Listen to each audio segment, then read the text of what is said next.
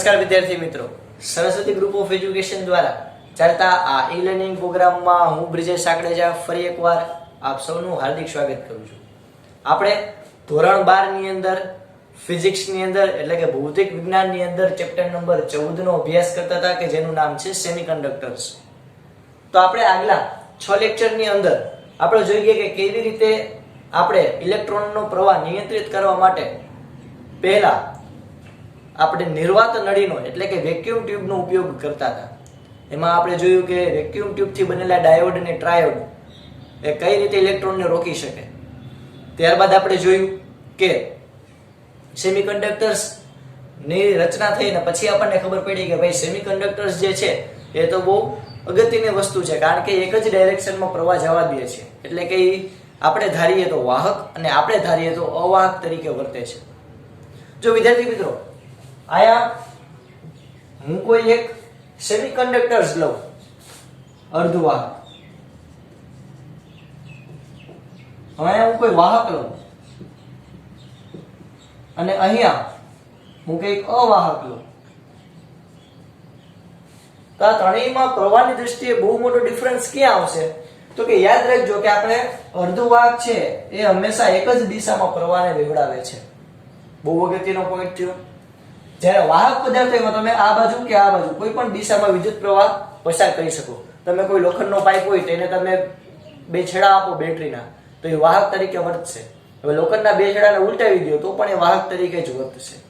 જ્યારે અવાહકમાં તો કે એક બાજુ અને બીજી કોઈ પણ બાજુ વિદ્યુત પ્રવાહનું વહન કરશે નહીં. તો આપણે જ્યારે કહી શકાય કે કરંટનું યુનિડાયરેક્શનલ ફ્લો જોતો હોય એટલે કે એક જ દિશામાં પ્રવાહને વેવડાવવો હોય ત્યારે આપણે અર્ધવાહક નો ઉપયોગ કરી શકીએ. એટલે કે તમે વિચાર કરો કે મોટા ભાગની જે શોર્ટ સર્કિટની ઘટનાઓ ધીરે ધીરે ઘણી ઘટી ગઈ. આગલી સદી કરતા આ સદીમાં ઘણી બધી ઘટી ગઈ.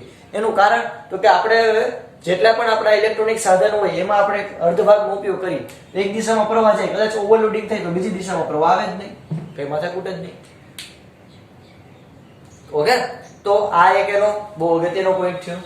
પછી આપણે જોયું હતું કે ભાઈ અર્ધવાહક હોય કયો એ કેવી રીતે હોય, એની રચના સિલિકોનની આજુબાજુ તો કે આડોશ પાડોશી વાટકી વ્યવહાર કર્યા હોય. એટલે કે કહી શકાય કે સિલિકોન બાજુના જે સિલિકોનના પરમાણુ સાથે 4 ઇલેક્ટ્રોનની ભાગીદારી કરે. ત્યારબાદ આપણે પી પ્રકારના અર્ધવાહક અને એન પ્રકારના અર્ધવાહકનો ડિટેલમાં અભ્યાસ કર્યો કે ભાઈ મસ્ત મજાનું સિલિકોનનું સ્ટ્રક્ચર હોય, એનો એક સ્ફટિક હોય. એ સિલિકોનના સ્ટ્રક્ચરની અંદર તમે કોઈ ઇમ્પ્યુરિટી ઉમેરો એટલે કે કોઈ અશુદ્ધ પદાર્થ અંદર ઉમેરીએ તો આપણે એની વાહકતામાં ઘણો બધો ફેરફાર કરી શકાય. જો તમે ટ્રાઇવેલેન્ટ અશુદ્ધિ ઉમેરો, ટ્રાઇવેલેન્ટ, તો એમાં આપણને હોલ વધારે મળશે એટલે કે પી પ્રકારનો અર્ધવાહક બનશે. અને આપણે જોયું લાસ્ટ લેક્ચરમાં કે ઇલેક્ટ્રોન જે હોય એનો આપણે જ્યારે પ્રવાહ જોતો, ઇલેક્ટ્રોન વધારે જોતા હોય તો એના માટે આપણે કહી શકાય કે એન પ્રકારનો અર્ધવાહક બનાવશે. એટલે કે આપણે 5 જેની વેલેન્સી હોય એટલે કે 5 જેના બાહ્ય કક્ષાની અંદર ઇલેક્ટ્રોન રહેલા હોય એવા પ્રકારના તત્વોને સિલેક્ટ કરશું કે જેને પેન્ટાવેલેન્ટ પદાર્થો કહેવાય, જેમ કે આર્સેનિક. તો આવા પદાર્થોનો ઉપયોગ કરી અને આપણે એન અને પી પ્રકારના અર્ધવાહક બનાવી શકાય. અને એના ઉર્જા સ્તરો કઈ રીતે હોય આપણે આગલા લેક્ચરમાં ચર્ચા કરેલી છે. હવે આપણે એ કિસ્સો જોશી કે શું આપણે બેને ભેગા કરીએ તો ખબર પડે. હવે શું કહું તો હવે આપણે શું કરવાનું છે છોકરાઓ, પહેલા આપણે પી પ્રકારનો અર્ધવાહક જોયા, પછી આપણે એન પ્રકારનો અર્ધવાહક જોયું એટલે કે એન અને પી બંને પ્રકારના ઇન્ડિવિડ્યુઅલ અર્ધવાહક જોયા. હવે આપણે એ બંનેને ભેગા કરશું, મર્જ કરશું. તો હું એક મસ્ત મજાની આકૃતિ દોરું, તમને ખ્યાલ આવે તો કે આ આપણો પી પ્રકારનો અર્ધવાહક છે, મસ્ત મજાનો રૂડો રણિયામણો. આ આપણો એન પ્રકારનો અર્ધવાહક છે. હવે હું આ બેને ભેગા કરી દઉં તો શું થાય તમે જ વિચારો. ઓકે, પી પ્રકારનો અર્ધવાહક છે તેની અંદર શું વધારે હશે? તમને ખબર જ છે કે પી પ્રકારના અર્ધવાહકની અંદર મેજોરિટી ચાર્જ કેરિયર તરીકે કોણ હોય? તો કે હોલ. તો આપણે અહીંયા નીચે પોઈન્ટ લખીએ કે પી પ્રકારનો અર્ધવાહક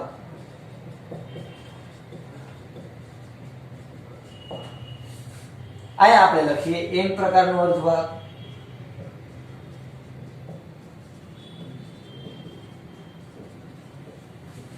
તો આ પી પ્રકારના અર્ધવાહકમાં શરૂઆતની અંદર મેજોરિટી ચાર્જ કેરિયર તરીકે કોણ હશે તો કે હોલ. પી પ્રકારના અર્ધવાહકની અંદર આને હું કહું પી પ્રકાર, આને હું કહું એન પ્રકાર. આની અંદર મેજોરિટી ચાર્જ કેરિયર તરીકે કોણ હશે તો કે ભાઈ ઇલેક્ટ્રોન. એટલે કે આપણે દોરવા જઈએ તો જો આને હું કહું હોલ. હવે તો ઘણા બધા હોલ સ્ફટિકની અંદર હશે.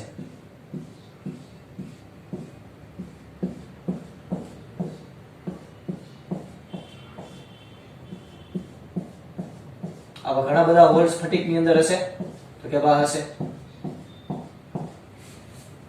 આ પહેલી કન્ડિશન કહું શરૂઆત. આપણે એન પ્રકારના અર્ધવાહકની વાત કરીએ તેની અંદર ઇલેક્ટ્રોન શરૂઆતમાં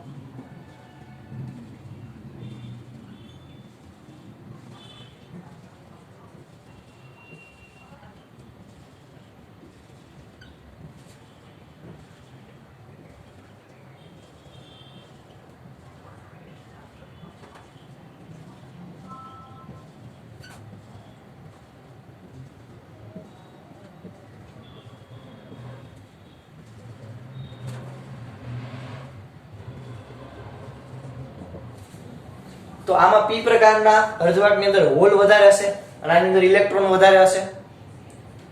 ક્લિયર?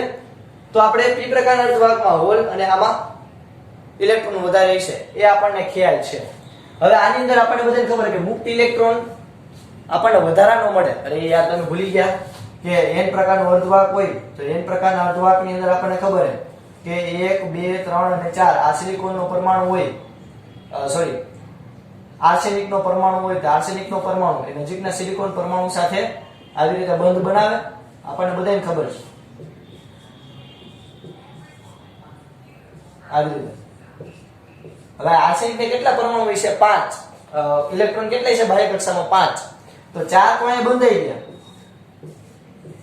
એક અહીંયા કેવો વધ્યો? વધારાનો એમનો વધ્યો મુક્ત ઇલેક્ટ્રોન. હવે ઓલરેડી આની વેલેન્સી પૂરી થઈ ગઈ છે. એટલે કે આ કહી શકાય કે આને 8 સીટની જગ્યા હતી 8 સીટ ભરાઈ ગઈ છે. તો આના ઉપર આ આર્સેનિક દ્વારા લાગતું આકર્ષણ બળ કેવું છે? ખૂબ ઓછું. એટલે આ મુક્ત ઇલેક્ટ્રોન તરીકે વર્તે છે. એ આપણે એન ટાઈપના સેમિકન્ડક્ટર્સ ભણ્યા એમાં આપણે ચર્ચા કરેલી હતી. ઓકે, તો આ એક મુક્ત ઇલેક્ટ્રોન આવી રીતે વધે છે. તો આવી રીતે તમે જેમ અશુદ્ધિ વધારે ઉમેરો સિલિકોનના સ્ફટિકની અંદર, સિલિકોનના ક્રિસ્ટલની અંદર તમે જેમ વધારે અશુદ્ધિ ઉમેરો તો તમને મુક્ત ઇલેક્ટ્રોનની સંખ્યા કેવી મળશે? વધારે. તો આયા એવી રીતે ઇલેક્ટ્રોન રાખેલા છે અને આયા એવી જ રીતે જે હોલ ક્રિએટ થાય એ હોલ રાખેલા છે. આટલું પહેલા ક્લિયર થયું વિદ્યાર્થી મિત્રો? તો આ ક્વેશ્ચન આપણને પૂછે તો મેં આખી સિક્વન્સ અહીં તમને લખાવી દીધી છે. આ સિક્વન્સ ઓકે ઓબ્વિયસ વાત છે કે આપણે ચોપડીનું બેઠે બેઠું ન લખી શકાય, પણ આપણે આપણી મૌલિકતાથી લખવા માટે આ સિક્વન્સ પહેલા તમને ખબર હોવી જોઈએ તો મસ્ત મજાની રીતે જશે. તો પહેલા પીએન જંકશન આપણે પહેલા તો શું કામ કરીએ છીએ? તો કે ભાઈ મેં તમને કીધું હતું કે તમે અત્યારના તમારા સ્માર્ટફોનની અંદર, કોમ્પ્યુટરની અંદર જે પ્રોસેસર જોવો છો એ પ્રોસેસર શું? તો કે ભાઈ કરોડો ટ્રાન્ઝિસ્ટરને ભેગા કરેલી એક ચિપ છે. લાખો કરોડો ટ્રાન્ઝિસ્ટર. તો એ લાખો કરોડો ટ્રાન્ઝિસ્ટરને ભેગા કરી અને એક ચિપ બનાવી. તો એ ટ્રાન્ઝિસ્ટર કેમાંથી બન્યું? તો કે ભાઈ ટ્રાન્ઝિસ્ટર છે એ ડાયોડમાંથી બન્યું. ઓકે, ટ્રાન્ઝિસ્ટર અને ડાયોડ બે અલગ અલગ રચના છે, પણ ટ્રાન્ઝિસ્ટર છે એ ડાયોડનું અપડેટ વર્ઝન કહી શકાય. એટલે ટ્રાન્ઝિસ્ટર, ડાયોડ આ બધું કેમાંથી બને છે? તો કે ભાઈ અલ્ટિમેટલી બધાયનો મૂળ તો છે પીએન જંકશન. એટલે કે પહેલા આપણે આ રચના શીખીશું, આમાંથી આપણે ડાયોડ બનાવતા શીખીશું, ડાયોડમાંથી આપણે ટ્રાન્ઝિસ્ટરમાં બનાવતા શીખીશું. આ ચેપ્ટરની અંદર ટ્રાન્ઝિસ્ટર તમને ખબર પડે પછી તમને ધીરે ધીરે આઈડિયા આવશે કે આપણું પ્રોસેસર કઈ રીતે કામ કરે છે. ઓકે, આટલું પહેલા ક્લિયર થયું છોકરાઓ? તો ડાયોડ ટ્રાન્ઝિસ્ટરમાં પાયાના એકમ તરીકે મૂળ કોણ હશે? તો કે ભાઈ PN junction. PN junction, junction એટલે તો કે ભાઈ જ્યાં બંને ભેગા થતા હોય. આપણે રેલવે જંકશન કહીએ તો રેલવે જંકશનનો મીનિંગ શું થાય? તો કે ત્યાં ઘણી બધી ટ્રેન ભેગી થતી હોય. એ જ રીતે આયા પી અને એન બંને પ્રકારના અર્ધવાહક ભેગા થાય છે. એટલે આ સપાટી પાસે બંને ભેગા થાય એટલે આને કહેવાય પીએન જંકશન. હવે આની રચના કઈ રીતની હશે? તો કે ભાઈ આપણે કહી શકાય કે પી પ્રકારના અર્ધવાહક અને એન પ્રકારના અર્ધવાહક અને બંનેને પાસે પાસે લઈ જવામાં આવે તો આપણને પીએન જંકશનની રચના દેખાય છે કે જેની અંદર પી પ્રકારનો અર્ધવાહક બનાવવા માટે આપણે કઈ તો કે આપણે પી પ્રકારના અર્ધવાહક બનાવવા માટે આપણે ટ્રાઇવેલેન્ટ અશુદ્ધિ ઉમેરી લઈએ છે.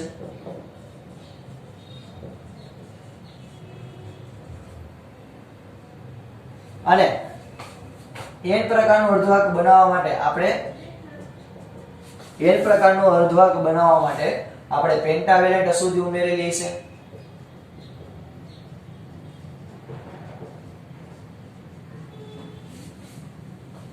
ક્લિયર થયું? તો આ p પ્રકારનો અર્ધવાહક બનાવવા માટે ટ્રાઇવેલેન્ટ અને પેન્ટાવેલેન્ટ અશુદ્ધિ આપણે n પ્રકારનો અર્ધવાહક બનાવવા માટે ઉમેરેલી હશે કે જેને લીધે p પ્રકારનો અર્ધવાહક અને n પ્રકારના અર્ધવાહક આપણને મળ્યા. હવે આ p અને n પ્રકારના અર્ધવાહક બંનેને આપણે ભેગા કરીએ એટલે કે કોઈ કહી શકાય કે p અને n પ્રકારના અર્ધવાહકને ભેગા કરીએ અથવા તો બીજી રીત શું તો કે ભાઈ સિલિકોનનું જે ક્રિસ્ટલ આખું જે સિલિકોનનું બહુ નાનો એવો કણ એટલે કે હું ઝૂમ કરું તો આમ માની લો કે આ સિલિકોનનું સ્ફટિક છે તેમાં એક બાજુ p પ્રકારનો અર્ધવાહક બનાવવા માટે આપણે એક બાજુ ટ્રાઇવેલેન્ટ અશુદ્ધિ ઉમેરું અને એક બાજુ પેન્ટાવેલેન્ટ અશુદ્ધિ ઉમેરું તો પણ આપણને pn જંકશન મળશે.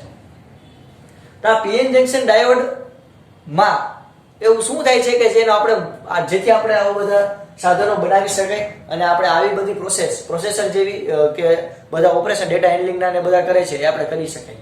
તો કે ભાઈ pn જંકશન ડાયોડ છે એમાં બે પ્રક્રિયા થાય. એક છે ડિફ્યુઝન કે જેને ગુજરાતીમાં કહેવાય વિસ્તરણ અને એકને કહેવાય ડ્રિફ્ટ. શું કહેવાય? ડ્રિફ્ટ એટલે કે વહન.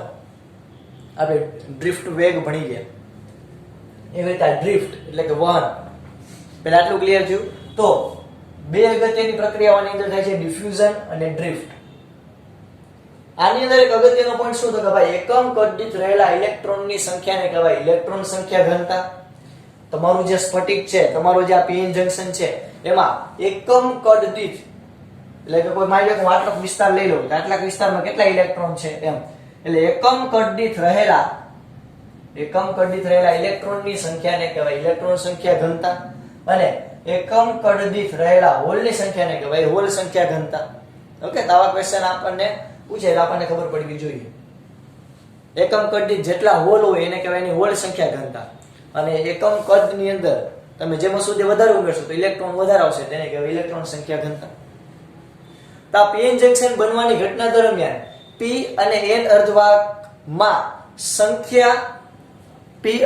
અર્ધવાહકમાં સંખ્યા ઘનતાના તફાવતને કારણે સંખ્યા ઘનતાનો તફાવત આ બાજુ હોલ હશે અને આ બાજુ ઇલેક્ટ્રોન હશે તો આ સંખ્યા ઘનતાના તફાવતને કારણે કારણ કે એક પોઝિટિવ તરીકે વર્તશે એક નેગેટિવ તરીકે વર્તશે તો હું જ્યારે આ બંનેને ભેગા કરું તો શું પ્રોસેસ થશે?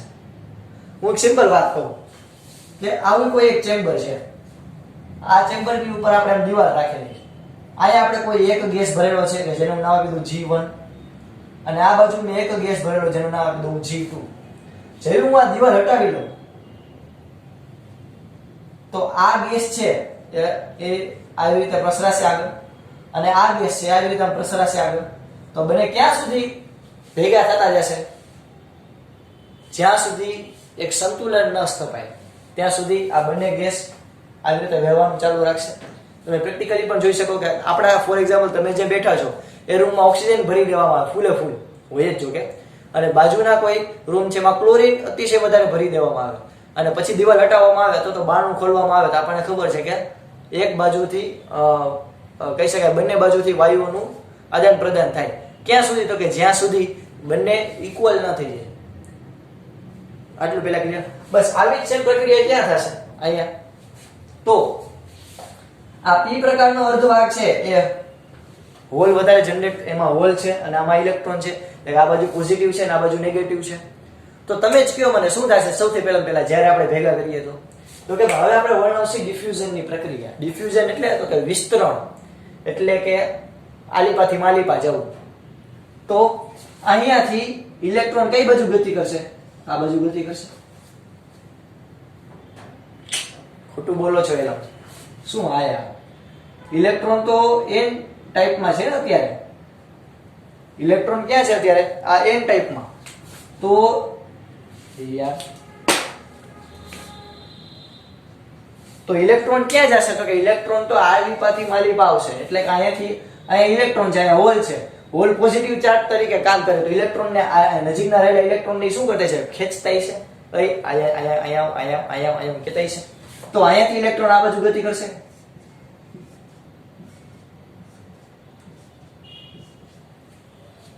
આમ ગતિ કરશે એટલે કે અહીંયાથી બધા ઇલેક્ટ્રોન છે આ બાજુ ગતિ કરશે ધીરે ધીરે તો જેવું અહીંયા ઇલેક્ટ્રોન ગયો, ફોર એક્ઝામ્પલ અહીંયા ઇલેક્ટ્રોન આવ્યો, અહીંયા ઇલેક્ટ્રોન આવ્યો, અહીંયા ઇલેક્ટ્રોન આવ્યો, અહીંયા પણ ઇલેક્ટ્રોન આવ્યો, વાહ વે વાહ, ઇલેક્ટ્રોન ને મજા આવે.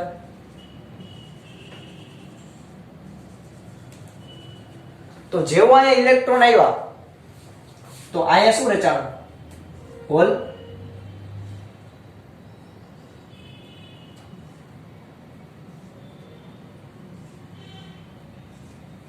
તો જેવા અહીંયા ઇલેક્ટ્રોન આવ્યા તો અહીંયા શું રચાણું?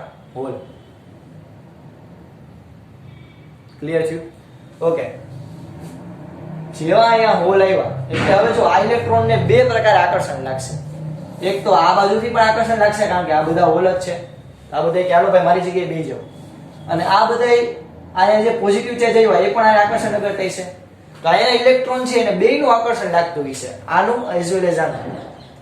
એવી જ રીતે અહીંયા જે હોલ છે એ હોલ પણ ને આ ઇલેક્ટ્રોનનું આકર્ષણ અને આનું આકર્ષણ લાગતું હશે.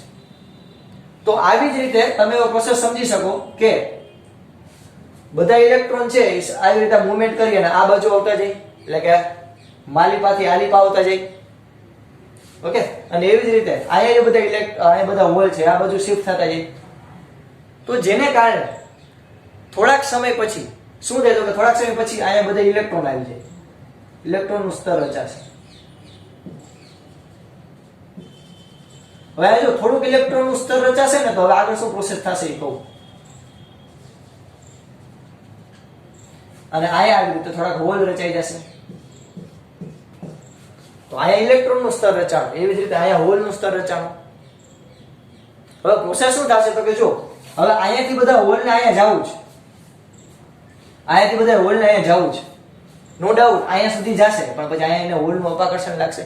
એટલે કે પૂરતી માત્રામાં જ્યારે આ બાજુ ઇલેક્ટ્રોન આવી જાય અને આ બાજુ હોલ આવી જાય પૂરતી માત્રામાં, એટલે કે થોડીક માત્રામાં, તો હવે આને આ હોલને અહીંયા જવું છે તો ઇલેક્ટ્રોન જવા દેશે, અહીંયા સુધી જવા દેશે, પણ અહીંયા હોલને લીધે અપાકર્ષણ લાગશે એટલે પાછું અહીંયા આવી જશે.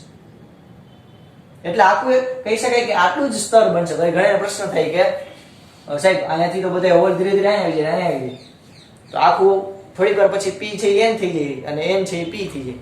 પણ ના, શું કામ એવું નથી થતું તો કે જેવું થોડુંક અહીંયા સ્તર બનશે એટલે આ હોલ અહીંયા સુધી જઈ શકશે, પણ અહીંયા વળી પાછો હોલ છે એટલે માની લો કે આ હોલ અહીંયા સુધી આવ્યો, અહીંયા આવ્યો, અહીંયા હોલ વચ્ચે અપાકર્ષણ થાય તો ફરી પાછો પોતાના મૂળ સ્થાને આવે જશે.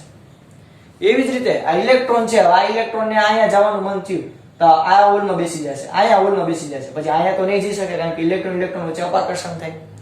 એટલે આ જો તે પ્રકારની દિવાલ બની ગઈ, આ ઇલેક્ટ્રોનની દિવાલ બની ગઈ અને અહીંયા જોવો તો હોલની દિવાલ બની ગઈ.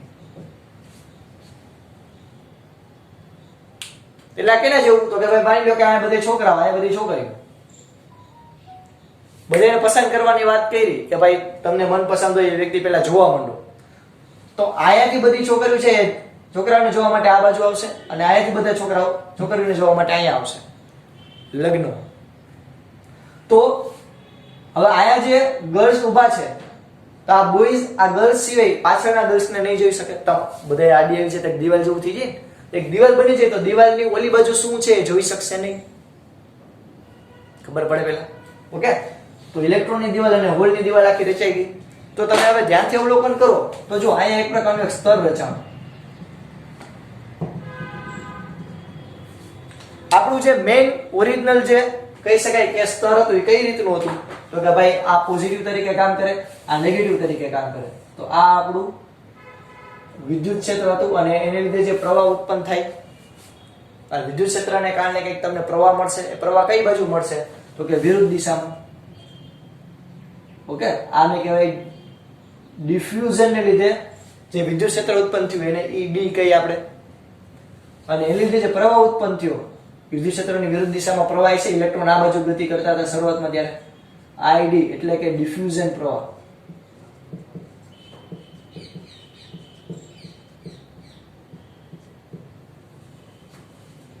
આઈડી ડિફ્યુઝન પ્રવાહ. તો અહીંયાથી ઇલેક્ટ્રોન આમ ગયા એટલે સોરી અહીંયાથી ઇલેક્ટ્રોન આ બાજુ આવ્યા એટલે ડિફ્યુઝન પ્રવાહ રચાણો, વિદ્યુત ક્ષેત્ર પ્લસ થી માઇનસ. પહેલા આવી રીતે હતું, હવે જેવું ડિફ્યુઝન થવા માંડ્યું ને એટલે અહીંયા એક સ્તર રચાણો. તો આ સ્તર જે છે એ પોઝિટિવ તરીકે કામ કરે હોલ, અને આ સ્તર છે નેગેટિવ તરીકે કામ કરશે. તો અહીંયા તમે ધ્યાનથી જુઓ તો અવલોકન તમે ધ્યાનથી કરો તો અહીંયા વિદ્યુત ક્ષેત્ર કઈ દિશામાં, પ્લસ થી માઇનસ. જો વિદ્યુત ક્ષેત્રની દિશા બદલી ગઈ આટલા વિસ્તારમાં, આને આપણે કહીએ ડ્રિફ્ટ. ડ્રિફ્ટ એટલે સ્થાનાંતર. તો આ જે વિદ્યુત ક્ષેત્ર આવ્યું એ ડ્રિફ્ટ થયું ઇલેક્ટ્રોન ના સ્થાનાંતરને કારણે, જે તમને પછી મળ્યું. અને એની લીધે જે પ્રવાહ રચાશે એને આપણે કહીએ આઈ ડ્રિફ્ટ. ડીઆર કયો તો પણ ચાલે છે, તો વિદ્યુત પ્રવાહ ડ્રિફ્ટને લીધે વિદ્યુત પ્રવાહ. એટલે આ આપણને બે પ્રકારના પ્રવાહ મળ્યા. કયા કયા બે પ્રકારના પ્રવાહ મળ્યા? તો એક તો મળ્યો ડિફ્યુઝન પ્રવાહ અને એક મળ્યો ડ્રિફ્ટ પ્રવાહ. તો શરૂઆતની અંદર શરૂઆતમાં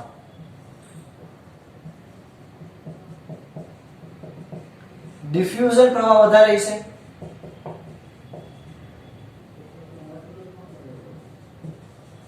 અને ડ્રિફ્ટ પ્રવાહ ઓછો.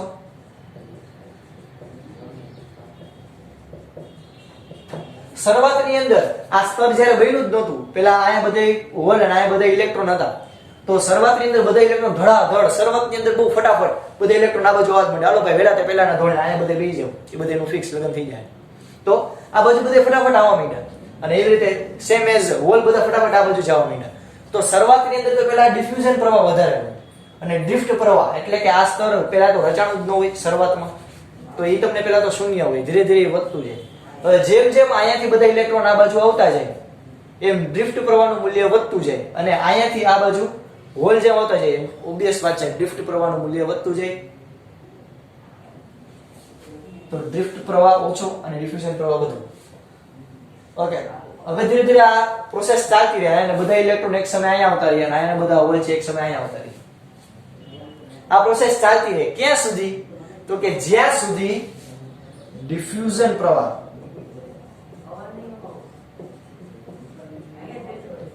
ઇક્વલ ટુ ડ્રિફ્ટ પ્રવાહ ન થાય.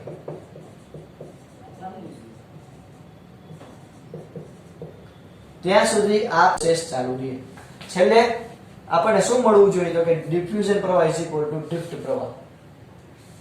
ઓકે, જેટલો આ દિશામાં પ્રવાહ હોય એટલો જ તમને જ્યારે આ દિશામાં પ્રવાહ મળે ત્યારે આપણે સંતુલનની સ્થિતિ એને કહી શકાય. આટલું પહેલા ક્લિયર થયું? તમે યાર મેં ગેસનું ઉદાહરણ આપ્યું, તમે જોયું કે બે ગેસ હોય, તમે એની વચ્ચે દિવાલને હટાવી દો તો બંને ગેસ એકબીજામાં ભળવા માંડે. ક્યાં સુધી ભળે? તો કે ભાઈ જ્યાં સુધી બંને સંતુલનમાં ન હોય, એટલે કે બંનેની માત્રા બંને રૂમમાં એકસરખી માત્રા ન થઈ જાય બંને ગેસની, ત્યાં સુધી આ પ્રક્રિયા ચાલુ રહે. એટલે કે સંતુલન ન સ્થપાય ત્યાં સુધી આ પ્રક્રિયા ચાલુ રહે. એવી જ રીતે અહીંયા ઇલેક્ટ્રોન બધા આ બાજુ આવતા હોય, હોલ બધા આ બાજુ જતા હોય, ક્યાં સુધી? તો કે જ્યાં સુધી આના દ્વારા મળતો પ્રવાહ એટલે કે ડિફ્યુઝન પ્રવાહ એ આ ડ્રિફ્ટ પ્રવાહ બરાબર ન થાય ત્યાં સુધી. એટલે કે આ બંને દિશામાં આવતા પ્રવાહ એ એક સરખા ન થાય ત્યાં સુધી આ પ્રક્રિયા ચાલુ રહે. એક સરખા થઈ જાય એટલે સંતુલનની સ્થિતિ પછી બધે રેખા થઈ જાય. ઓકે, ક્લિયર થયું? ઓકે, આટલો જે તમને વિસ્તાર મળ્યો, આટલો જે તમને ભાગ મળ્યો, આટલો જે વિસ્તાર કે જે કહી શકાય પછી ક્રિએટ થયો, પહેલા નહોતો, બેને ભેગા કર્યા પછી થોડીક વાર પછી ક્રિએટ થયો, એટલા વિસ્તારને કહેવાય ડેપ્લેશન વિસ્તાર. શું કહેવાય? ડેપ્લેશન. ઓકે, આટલા વિસ્તારનું પર્ટિક્યુલર નામ છે ડેપ્લેશન સ્તર.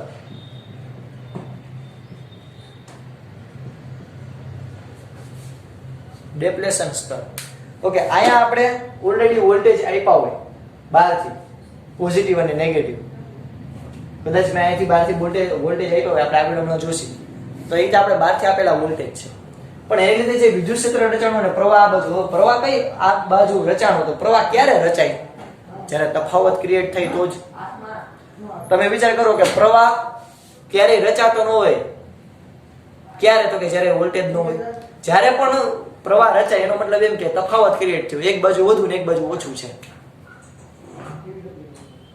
ઓકે, આ બાજુ વધુ ઇલેક્ટ્રોન છે, આ બાજુ ઓછા ઇલેક્ટ્રોન છે, તો વધુથી ઓછા તરફ ઇલેક્ટ્રોન ગતિ કરશે. જો આ પ્રોસેસ સમજાવું છું આપણે ત્રીજા ચેપ્ટર વિદ્યુત પ્રવાહની દ્રષ્ટિએ. આ બાજુ વધુ ઇલેક્ટ્રોન છે, આ બાજુ ઓછા ઇલેક્ટ્રોન છે, તો વધુથી ઇલેક્ટ્રોન ઓછા તરફ ગતિ કરશે, ધીરે ધીરે ડબક ડબક ડબક ડબક.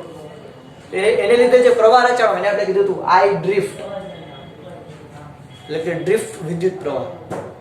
તો આ ડ્રિફ્ટ પ્રવાહનું સાબિતી દર્શાવે છે કે આની અંદર વોલ્ટેજ ઉત્પન્ન થયો. વોલ્ટેજ સિવાય, વોલ્ટેજ ઉત્પન્ન કર્યા સિવાય આપણે પ્રવાહનું વહન કરી શકીએ નહીં.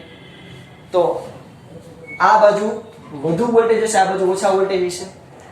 તો આ ડિપ્લેશન સ્તરના જે વોલ્ટેજ હોય એને કહેવાય બેરિયર પોટેન્શિયલ. શું કહેવાય વિદ્યાર્થી મિત્રો?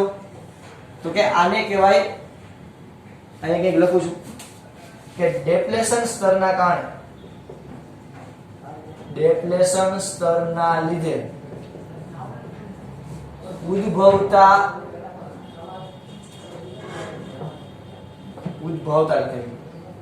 ડિપ્લેશન સ્તરના કારણે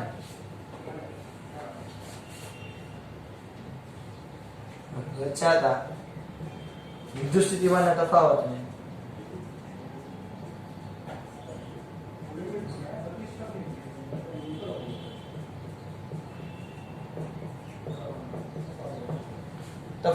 શું કહેવાય? તો કે એને કહેવાય બેરિયર પોટેન્શિયલ. શું કહેવાય? Barrier potential.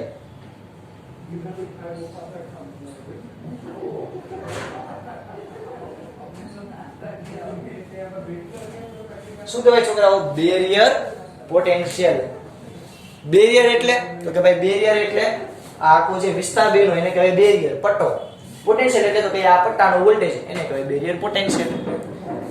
તો ડિપ્લેશન સ્તરના લીધે જે આપણને વોલ્ટેજ રચાણો, જે વિદ્યુત સ્થિતિમાનનો તફાવત રચાણો, એને આપણે કહીએ બેરિયર પોટેન્શિયલ. ફોર એક્ઝામ્પલ, જો સમજો આપણે આનો ઉપયોગ ક્યાં કરશે સમજાવું. ફોર એક્ઝામ્પલ, આ સેમિકન્ડક્ટર આપણે બનાવ્યું, એમાં બેરિયર વોલ્ટેજ તમને મળ્યો 0.5 વોલ્ટ. એનો મતલબ એમ કે આને હું 0.5 વોલ્ટ આપું એટલે આ બંધ તૂટી જાય અને બધા ઇલેક્ટ્રોન વહેવા માંડે, એટલે કે વાહક તરીકે કામ કરે. 0.5 કરતા ઓછા વોલ્ટેજ આપું તો આ દિવાલ એમને એમ રહેશે. આના હોલ આ બાજુ નહીં જઈ શકે, આના ઇલેક્ટ્રોન આ બાજુ નહીં જઈ શકે. તો તમે 0.5 કરતા, જો ફોર એક્ઝામ્પલ કે આનો બેરિયર વોલ્ટેજ એટલે કે બેરિયર પોટેન્શિયલ એ 0.5 વોલ્ટ હોય, આ સેમિકન્ડક્ટરનો એક્ઝામ્પલ તરીકે લીધું 0.5 વોલ્ટ. તો એનો મીનિંગ શું થયો? તો કે ભાઈ મારે આ દિવાલને તોડવા માટે કેટલા વોલ્ટેજ આપવા પડશે? 0.5. જેવો મને 0.5 વોલ્ટેજ આપી દઈશ તો આયાના બધા ઇલેક્ટ્રોન 60 કરતા આ બાજુ રહેશે, એટલે કે વિદ્યુત પ્રવાહ મળવાનો ચાલુ થશે, એટલે કે વાહક તરીકે કામ કરશે. પણ જો હું આને 0.5 કરતા ઓછા વોલ્ટેજ આપીશ તો આયના ઇલેક્ટ્રોન ક્યારે પણ આયા નહીં જઈ શકે, આયના હોલ ક્યારે પણ આયા નહીં જઈ શકે, કારણ કે એક દિવાલ થઈ ગઈ. ક્લિયર? તો હવે તમે વિચાર કરો કે આપણે પીએન જંકશન બનાવ્યું તો એક સ્વિચ તરીકે કામ કરે. સ્વિચ તરીકે તમે જ્યારે એને યોગ્ય વોલ્ટેજ આપો તો એ ઓન થઈ જાય, તમે એને યોગ્ય વોલ્ટેજ ન આપો તો એ ઓફ રહે. તો હવે ખબર પડી સેમિકન્ડક્ટરનો ઉપયોગ શું? તમને મન પડે ત્યારે તમે એને ઓન કરી શકો, એટલે કે તમે સેમિકન્ડક્ટરને, એટલે કે તમે આ પદાર્થને તમને મન પડે, તમને ઈચ્છા થાય ત્યારે તમે પૂરતા વોલ્ટેજ આપી તમે એને વાહક બનાવી શકો. અને તમને મજા ન આવતી હોય તો તમે ત્યારે એને પૂરતા વોલ્ટેજ ન આપો તો એ અવાહક તરીકે કામ કરે. ક્લિયર થયું? ઓકે, ડંડનાડન. તો જો આઈ હોપ તમને આટલું કહી શકાય કે ક્લિયર થયું છે કે કઈ રીતે આપણે આ પીએન જંકશન ડાયોડનું વર્ણન કરી શકાય અને કઈ રીતે આ કામ કરે. જે પર આપણે શું જોયું તો કે ભાઈ ડાયોડ ટ્રાન્ઝિસ્ટર જે પાયાના એકમમાં પીએન જંકશન હોય એની રચના જોઈ. પહેલા પી પ્રકારનો અર્ધવાહક, પછી એન પ્રકારનો અર્ધવાહક. બેને જ્યારે ભેગા કરો તો શું થાય? તો કે ભાઈ બેને ભેગા કરો તો બે પ્રકારની ઘટના ઉદ્ભવે, ડિફ્યુઝન અને ડ્રિફ્ટ. આ પ્રક્રિયા હવે તમને ખબર પડવા માંડી હશે.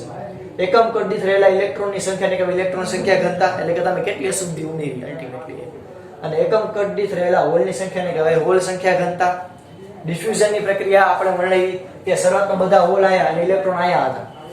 હવે અમુક સમય પછી આ બધા હોલ ધીરે ધીરે આયા જવા માંડ્યા, ઇલેક્ટ્રોન બધા આયા આવવા માંડ્યા. તો પછી એક પૂરતી માત્રામાં ઇલેક્ટ્રોન આયા આવી જાય અને હોલ આયા આવી જાય તો જંકશન પાસેના વિસ્તારની અંદર એક દિવાલ તરીકે કામ કરે. એટલે કે આયાના હોલ આટલા ઇલેક્ટ્રોન સુધી આયા સુધી તો આવી જશે, પણ આયા હોલના આકર્ષણને કારણે જે પાછા વહી જશે. તો આ એક દિવાલ થઈ ગઈ, જેને આપણે નામ આપ્યું હતું ડિપ્લેશન સ્તર. તો પેલા ડિફ્યુઝનને લીધે જે તમને વિદ્યુત ક્ષેત્ર મળ્યું પોઝિટિવ થી નેગેટિવ, એને આપણે કહેતા હતા ડિફ્યુઝન ઇલેક્ટ્રિક ફિલ્ડ, અને એના દ્વારા જે તમને પ્રવાહ મળે વિરુદ્ધ દિશામાં આમ એને કહેતા હતા ડિફ્યુઝન પ્રવાહ. હવે આ પણ એક પોઝિટિવ તરીકે કામ કરશે અને આ નેગેટિવ તરીકે કામ કરશે, એને આપણે કહેતા હતા વિદ્યુત ક્ષેત્ર ડ્રિફ્ટનું, અને એના દ્વારા જે તમને પ્રવાહ મળે એને કહેતા હતા ડ્રિફ્ટ પ્રવાહ. સંતુલનની સ્થિતિની અંદર બંને પ્રવાહ કેવા હોય? સરખા. હવે તમે એ પણ જોયું કે આને કહી શકાય કે આ પ્રવાહ ક્યારે રચાણો હોય તો કે જ્યારે વોલ્ટેજ આપ્યા હોય તો, એટલે કે વોલ્ટેજ રચાતા હોય તો, વિદ્યુત સ્થિતિમાનનો તફાવત ક્રિએટ થયો હોય તો એ વિદ્યુત સ્થિતિમાનના તફાવત એટલે કે ડિપ્રેશન ના લીધે રચાતા વિદ્યુત સ્થિતિમાનના તફાવતને કહેવાય બેરિયર પોટેન્શિયલ. બધા પદાર્થનું અલગ અલગ મેં એક એક્ઝામ્પલ દ્વારા તમને સમજાવેલું છે. Okay, clear? તો આ વિસ્તાર ઉપર તમે જોઈ શકો કે આ વિસ્તાર ઉપર ડિફ્યુઝન પછી એટલે કે આપણે અહીં લખી જોજો ખાસ, પછી શું થશે તો કે ભાઈ મેજોરિટી ચાર્જ કેરિયર તરીકે જંકશન પાસેના વિસ્તારની અંદર આ પી ટાઈપની અંદર શું હશે? ઇલેક્ટ્રોન. ક્યાં તો કે જંકશન પાસેના વિસ્તારમાં, જંકશન પાસેના વિસ્તારની અંદર ડિફ્યુઝન પછી શું થાય તો કે મેજોરિટી ચાર્જ કેરિયર તરીકે ઇલેક્ટ્રોન હોય. ખાલી આટલા જ વિસ્તારની અંદર વાત કરું, અહીંયા બધી. એવી જ રીતે આ બાજુ પણ તમે જુઓ તો જંકશન પાસેના વિસ્તારમાં મેજોરિટી ચાર્જ કેરિયર તરીકે કોણ હોય? જંકશન પાસેના વિસ્તારમાં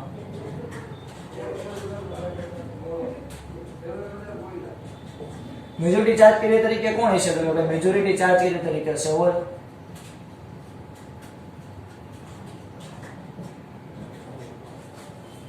ક્લિયર થયું છોકરાઓ? ઓકે, જોઈ લો પેલા ફટાફટ.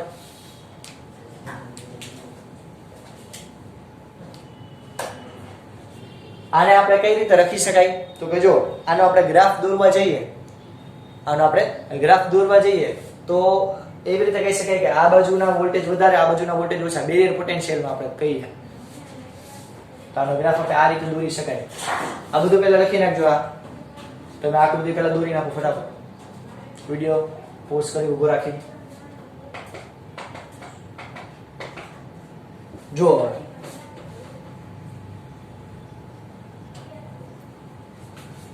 હવે આ બાજુ આપણે જો આનો ગ્રાફ જ્યારે દોરવા જઈએ તો શરૂઆતમાં હોય VB, શરૂઆતમાં ઉગમ બિંદુ આપણે લઈએ. આપણે આટલા જ વિસ્તારની વાત કરીએ એના વોલ્ટેજની. ઓકે, આને કહું હું VB એટલે કે મહત્તમ વોલ્ટેજ, અને અહીંયા હું કહું -VB. આ બાજુ અને આ બાજુ. તો જો અહીંયા મહત્તમ વોલ્ટેજ છે, એકદમ વધારે વિસ્તૃતિમાં તફાવત, અને અહીંયા ઓછો, ઘટીને અહીંયા થાય 0 વોલ્ટ, અને અહીંયા આવે નેગેટિવ. ઓબવિયસ વાત છે કે પોઝિટિવ થી નેગેટિવ વિદ્યુત પ્રવાહ વહેતો હોય ક્યારે તો કે વિદ્યુત સ્થિતિમાનનો તફાવત આવી રીતે ક્રિએટ થતો હોય તો. ઓકે, તો આટલા વિસ્તારને કહેવાય V0. શું કહેવાય છોકરાઓ? V0. આઈ હોપ બધાને ક્લિયર થયું. Barrier potential V0. ઓકે, પછી આ પ્રવાહ આવતો હોય આ વોલ્ટેજ અને આ વોલ્ટેજ. આ સુધી રાખીએ છોકરાઓ. આઈ હોપ બધાને ક્લિયર થયું છે. પીએન જંકશન શું છે, આપણે આખું જે ચેપ્ટર છે આપણું એ બધે બધું આના પર ડિપેન્ડન્ટ છે. તો આ પ્યોરલી કન્સેપ્ટ સારી રીતે સમજી લેજો એવી આશા રાખું છું. આ સુધી રાખીએ.